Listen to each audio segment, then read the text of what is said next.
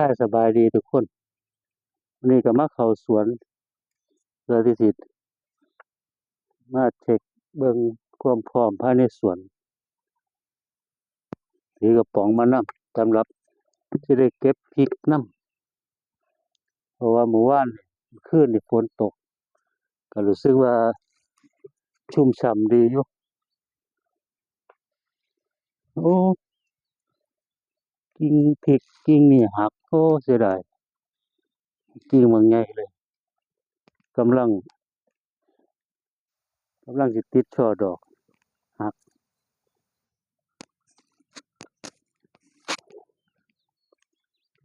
พริกแก่ๆอยู่ก็มีเก็บพริกทุกคนพริกขี้หนูสวนก็มีได้เก็บทุกอาทิตย์ออกเม็ด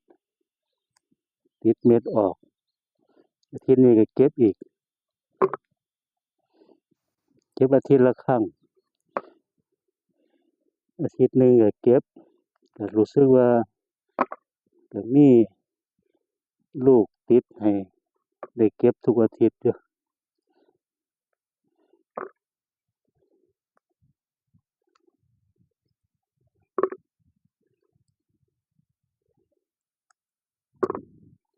อืมเม็ดกำลังตึงๆเลยหอมดีขนาดทั้งหอมทั้งเผ็ดขี้หนูสวนของแท้เก็บจากสวน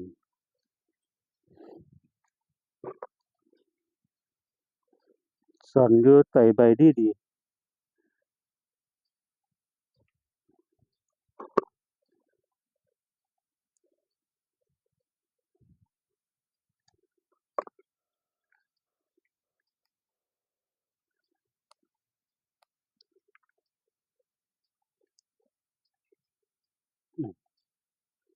เม็ดตึงดีๆ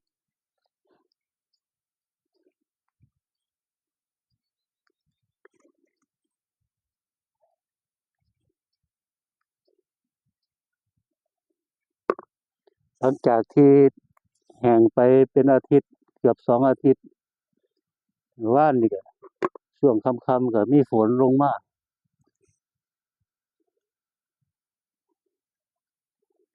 ตกก็อาทิตย์ละครั้ง2ครั้งก็ยังดีตกทุกวันก็บ่ดีตกหลายแล้วก็น้ำท่วมผักก็รากเน่าเปื่อยยืนต้นตายหันลงมาอาทิตย์ละครั้งจั่งซี้ก็เป็นผลดีอยู่กิ่งหักกิ่งยอดพริกหักกำลังงาม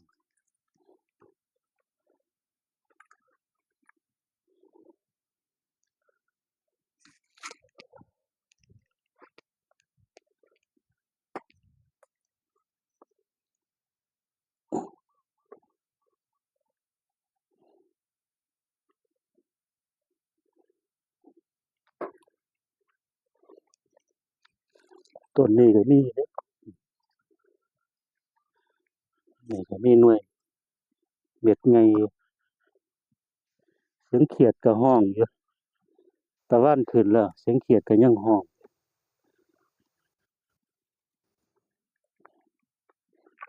มีบ่อน้ำคลองใส่ไก่ที่สร้างขึ้นมาไว้เราก็ไปลงร้องรำทำเพลงเกี่ยวพาราสีกันก็วางไข่เกิดเป็นลูกออดเขียดน้อยกระโดดอยู่ในสวนเต็ม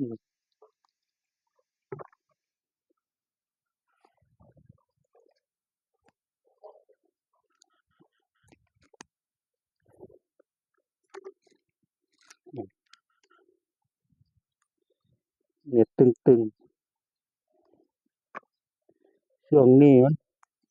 นกบ่ค่อยมากวนเท่าไรเพราะว่ามันมีความชุ่มชื้นต้นไม้ก็ผลิยอดผลิใบอ่อนขึ้นมานกก็ไปจิกกินตามป่าตามที่อื่นก็เลยบ่มากวนเท่าไรช่วงที่แห้งแล้งนี่นกสิมากวนเพราะว่าตรงนี้มันชุ่มชื้นมีต้นไม้มีผัก เราก็เลยไม่ค่อยจิกกินเป็นอาหารช่วงนี้อาหารเขาก็เกิดขึ้นอยู่ทั่วไปเราก็เลยไปที่อื่นมาก็มาเฉพาะนกกางเขนนกขอดที่มาร้องเพลงร้องรำทำเพลงพวกนกขอดเขาก็สิบ่กินผักเขาสิหากินแต่แมลงนกกางเขนคือกันหาจิกกินแต่แมลงตามต้นไม้ตามใบผักเขาบ่ได้จิกใบผักนกเขาคือกันนกเขาชวา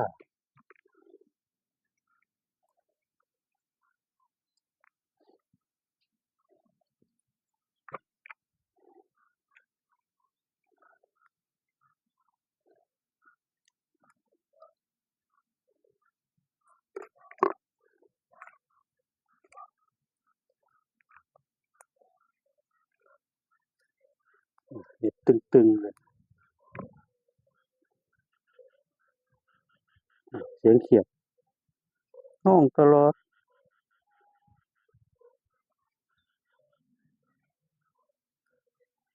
มันมีต้นพริกต้นผักขึ้นมาแล้วมันก็บังพอถ้าบังแล้วก็หลบพอถ้าหลบได้ทีแล้วก็ร้องร้องหาตัวเมียร้องเสียงเพราะๆตัวเมียได้ยินเสียงไพเราะหวานๆแล้วก็กระโดดมาหากระโดดมาหาตัวผู้ก็เกี่ยวพาราสีกันกระโดดขึ้นหลังปั๊บกอดกันล้อมๆโลดตัวผู้กอดปั๊บโลดโอ้กอดแน่นขนาดบ่มีว่างตัวเมียกระโดดยังบ่หลุดมันกอดติดกันอ้อมป้อมไปตลอดคอยสังเกตเบิ่งอยู่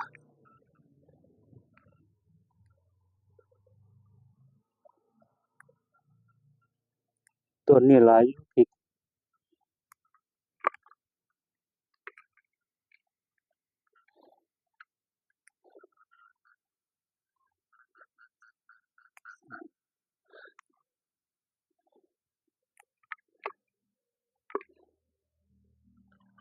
เก็บพริกแล้วก็สิได้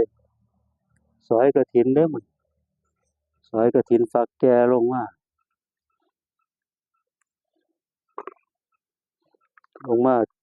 จัดเตรียมไว้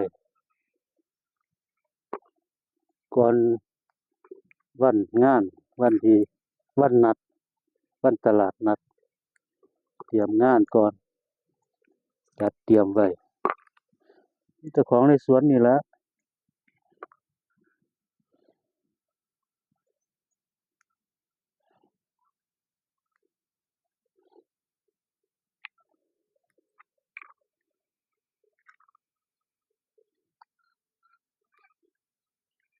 อืม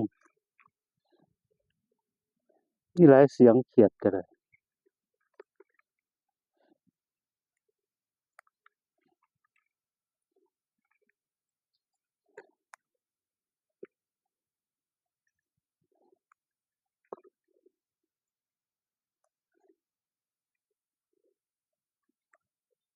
เก็บเม็ดพริกแล้วก็บำรุงโคนต้นเขาเพื่อเร่งดอกเร่งผลเร่งใบเร่งดอกเร่งผลให้เขาติดเม็ดให้ได้เก็บทุกอาทิตย์กะเพราแมงลักนำ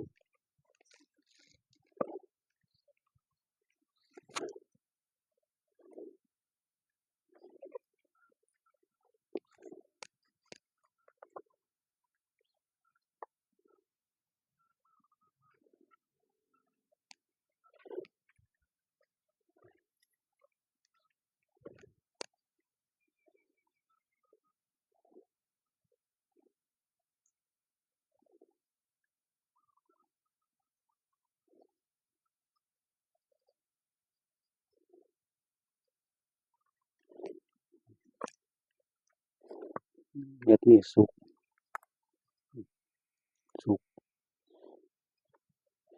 แต่บ่แดงออกสีน้ำตาลปกติพริกต้องสุกเป็นสีแดงนี่เพิ่งจะแก่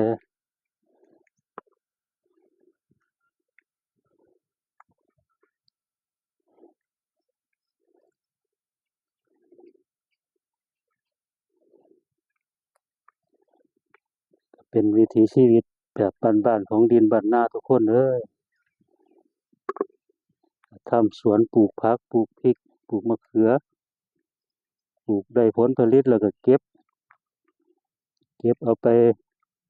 วางจำหน่ายเพื่อหาเปลี่ยนเป็นทรัพย์มาใช้จ่าย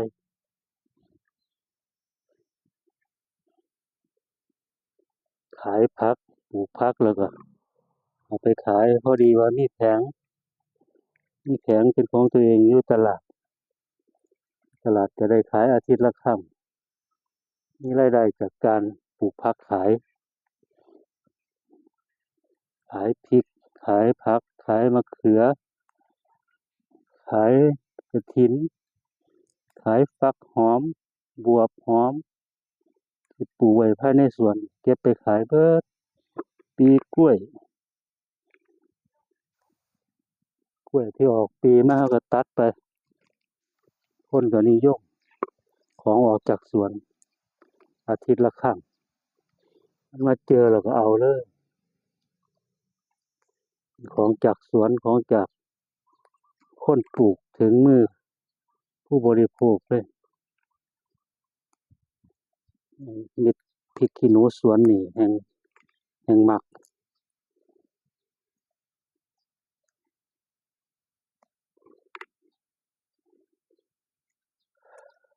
ก็บ่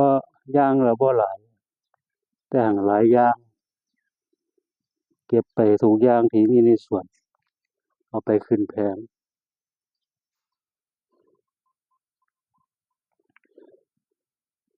ลูกค้าก็เลยชอบรีบมาก่อนเพราะว่ามาช้าเดี๋ยวบ่ทัน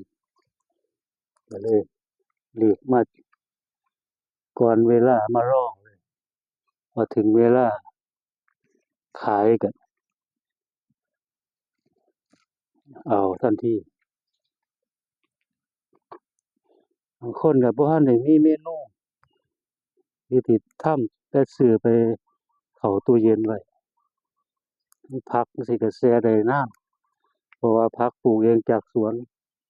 บ่ได้ใส่น้ำยาบ่ได้ชุบน้ำยาสามารถเก็บตู้เย็นได้เป็นเดือนบ่เปื่อยคันผักจากตลาดนี่ประมาณ3 วันก็เริ่มเป็นแผลเริ่มเปื่อยแต่ว่าคันผักจากสวนนี่อยู่ได้เป็นเดือนเลยก็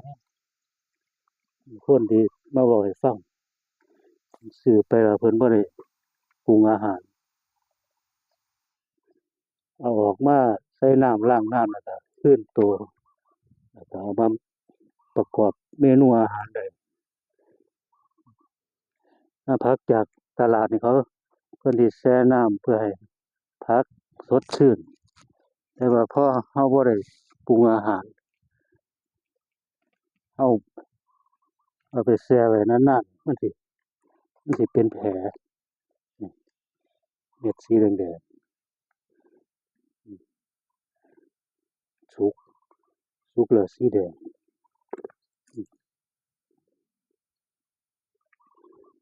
ชมอยู่นี่ก็เป็นช่องของดินบ้านนาเด้อทุกคนดินบ้านนาเปิดช่องใหม่ยังพอได้มีรายไ